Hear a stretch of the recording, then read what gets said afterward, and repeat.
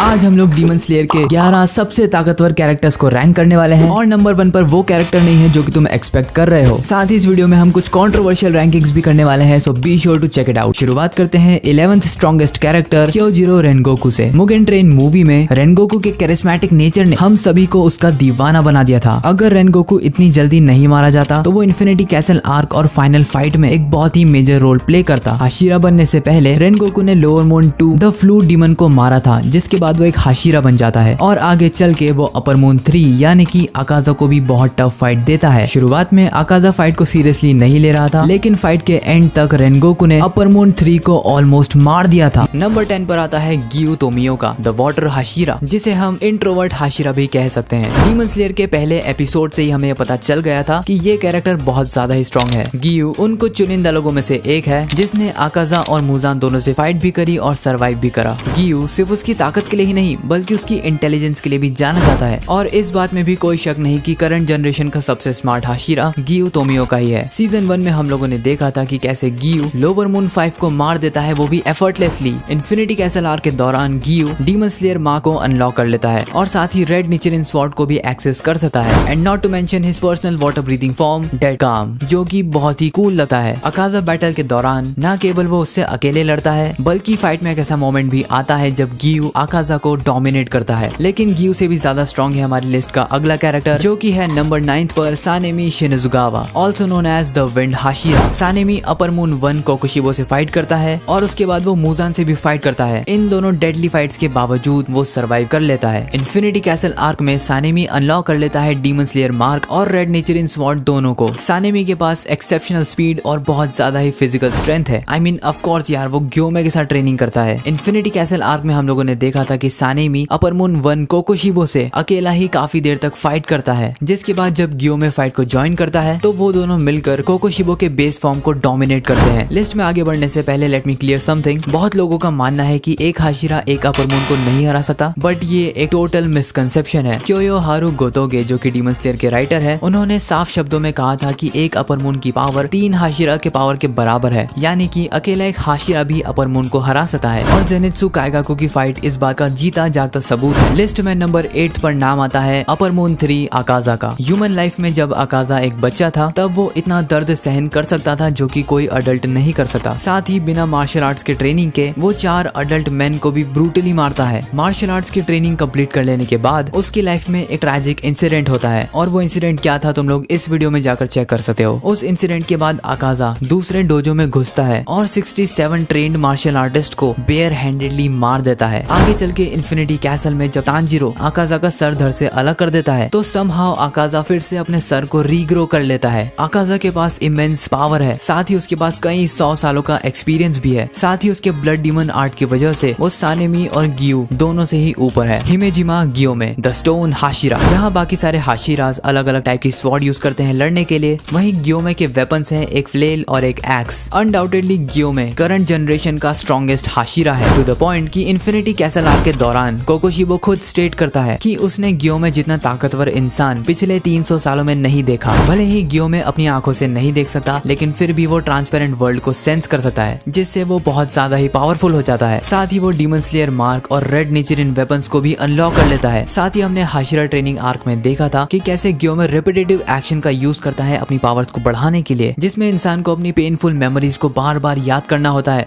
और उसी के थ्रू इंसान की पावर्स मैक्सिमम लेवल पर पहुंच जाती है। अगर अकाजा और गियोमे की फाइट हो तो बहुत ज्यादा चांसेस हैं कि गियोमे इस फाइट को जीत जाए, लेकिन गियोमे हमारी लिस्ट में अगले कैरेक्टर को नहीं हरा सकता, जो कि है upper moon 2 Doma. In terms of physical power Doma Akaza से भी ज्यादा ताकतवर है। साथ ही उसका ब्लड डीमन आर्ट है आइस मैनिपुलेशन, जो कि बहुत ही स्ट्रॉन्ग पावर है। इन्फिनिटी कैसल आर्क में हम लोग देखते हैं कि वो शिनोबू को बिना किसी एफर्ट के मार देता है, बिल्कुल वैसे ही जैसे उसने शिनोबू की बड़ी बहन को मार दिया था, जिसके बाद वो इनोस्के और कानाओ दोनों को ही एक साथ हरा देता है एफर्टलेसली। और स्टोरी में इस पॉइंट तक वो दोनों ही हाशिरा लेवल पहुंच चुके थे। अगर तुमने मेरी ये वाली वीडियो देखी है तो तुम्हें डोमा का पूरा पास्ट पता होगा कि कैसे वो बचपन से ही एक ओल्ड हार्टेड बच्चा रहा है, जिसके पेरेंट्स उसके सामने लड़कर मर जाते हैं, लेकिन उसे कोई फर्क नहीं पड़ता। अगर शिनोबू का पॉइजन डोमा को नहीं मारता तो हम उसका फुल पोटेंशियल देख पाते, which is of course greater than Gyomei, लेकिन वो हमारे अगले कैरेक्टर से ज्यादा स्ट्रॉन्ग नहीं है। नंबर 5 पर आता है अपर मून 1 कोकोशिबो, जो कि obviously one of the strongest character है सीरीज का, क्योंकि वो रियल भाई है द गॉड हिमसेल्फ योरीची का। डीमन बनने से पहले कोकोशिबो बहुत ही स्ट्रॉन्ग डीमन स्लेयर था जिसने अपना मार्क भी अनलॉक कर लिया था। तो अब कोकोशिबो के पास पावर्स का भंडार है। उसके पास डीमन स्लेयर मार्क है, ट्रांसपेरेंट वर्ल्ड वो एक्सेस कर सकता है और वो मास्टर है second strongest breathing moon breathing का। और इस सब के अलावा वो ब्लड डीमन आर्ट को भी एक्सेस कर सकता है। अपने 500 साल के डीमन करियर में न जाने कितने डीमन स्लेयर को उसने मारा है। साथ ही उसके पास मुजान का सबसे ज्यादा ब्लड है क्योंकि इतना सारा ब्लड सिर्फ कोकोशिबो ही हैंडल कर सकता है। कोकोशिबो इतना ज्यादा पावरफुल है कि डोमा और अकाजा साथ मिलकर भी कोकोशिबो को नहीं हरा सकते। गेन्या, सानेमी, मोइचिरो और ग्योमे सभी लोग साथ मिलकर कोकोशिबो से फाइट कर रहे थे लेकिन फिर भी वो उसे नहीं हरा पा रहे थे। अगर एंड में कोकोशिबो खुद से हार नहीं मानता तो वो इन चारों डीमन स्लेयर्स को मार देता। लेकिन कोकोशिबो नहीं हरा सकता नंबर 4 मुजान किबुत्सुजी को, the creator of demons himself. Muzan सबसे पहला डीमन तो था ही, साथ ही वो बहुत ज्यादा पावरफुल भी है। वो किसी भी जिंदा चीज को अपने अंदर एब्जॉर्ब कर सकता है जैसा कि हमने सीजन 4 के एंड में देखा। साथ ही मुजान के फाइनल फॉर्म में उसकी पीठ पर 8 टेंटेकल्स आ जाते हैं जिनके अंदर बहुत ही डेडली पॉइजन भरा हुआ है। साथ ही मुजान के पास अब तक की सबसे बेहतर रीजनरेशन एबिलिटी भी है जैसा कि हमने सनराइज काउंटडाउन आर्क में देखा था। जब ओबेरॉय ने उसके गले पर हमला करा था, उसके गले को स्लाइस करते ही वो इतनी जल्दी हील हो जाता है मानो जैसे कुछ हुआ ही ना हो। मुजान अपने ब्लड डीमन आर्ट से कुछ भी कर सकता है, लिटरली कुछ भी। साथ ही उसके पास कमाल की शेप शिफ्टिंग एबिलिटीज भी है। मुजान इतना ज्यादा स्ट्रॉन्ग है कि सभी अपर मून्स मिलकर भी मुजान को नहीं हरा सकते। उसे सिर्फ 2 ही चीजें मार सकती है, या तो सनलाइट या तो योरुइची। जिसके बाद नंबर 3 पे आता है demon king Tanjiro. Final battle के एंड में मुजान जब मरने ही वाला था तब वो तांजीरो को अपना सारा बचा हुआ ब्लड ट्रांसफर कर देता है जिससे तांजीरो एक डीमन बन जाता है। लेकिन डीमन फॉर्म में तांजीरो सनलाइट को भी कॉन्कर कर लेता है और बन जाता है डीमन किंग तांजीरो, जो कि ऑब्वियसली मुजान से भी ज्यादा स्ट्रॉन्ग है। अब तांजीरो के इस फॉर्म के पास डीमन स्लेयर यूनिवर्स की सारी एबिलिटीज हैं जैसे कि demon slayer mark, red nature sword, transparent world, selfless state, blood demon art, sun breathing. यहाँ तक कि ये भी कंफर्म नहीं है कि डीमन तांजीरो मारा भी जा सकता है या नहीं क्योंकि अब सनलाइट का भी उस पर कोई असर नहीं हो रहा है। लेकिन इस यूनिवर्स में एक व्यक्ति है जो कि डीमन किंग तांजीरो को हरा सकता है और तुम लोगों ने बिल्कुल सही गेस करा। वो व्यक्ति है लिस्ट पर number 2 Yoriichi Tsugikuni, the literal god of demon slayers. Yoriichi वो व्यक्ति है जिसने ब्रीदिंग स्टाइल्स का इन्वेंशन करा और वो फर्स्ट यूजर है सन ब्रीदिंग का, जो कि सबसे स्ट्रॉन्ग ब्रीदिंग स्टाइल है। योरिची के पास बचपन से ही डीमन स्लेयर मार था और बचपन से ही वो ट्रांसपेरेंट वर्ल्ड में देख सकता था। साथ ही उसके पास सेल्फलेस स्टेट भी है और उसने रेड नेचर स्वॉर्ड को भी अनलॉक कर लिया था जब उसने मुजान से फाइट करी थी। जब वो पहली बार मुजान को फेस करता है तब मुजान अपनी सारी ताकत लगा देता है सिर्फ वहां से भागने के लिए। तो तुम अंदाजा लगा सकते हो कि योरिची कितना ज्यादा स्ट्रॉन्ग कैरेक्टर है। जब वो 80 साल से भी ज्यादा का हो चुका था तब उसकी मुलाकात होती है उसके खुद के भाई कोकोशिबो से, जो कि अब एक डीमन बन चुका था और वो भी अपर मून 1। इतना बूढ़ा हो जाने के बाद भी योरिची एफर्टलेसली एक स्ट्राइक में कोकोशिबो को ऑलमोस्ट मार देता है। लेकिन इससे पहले वो दूसरा अटैक कर पाता उसकी खुद की मौत हो जाती है। लेकिन जो कैरेक्टर हमारी लिस्ट में नंबर 1 पे है वो योरिची को भी हरा सकता है और वो है नन अदर देन इनोसुके हाशिबिरा।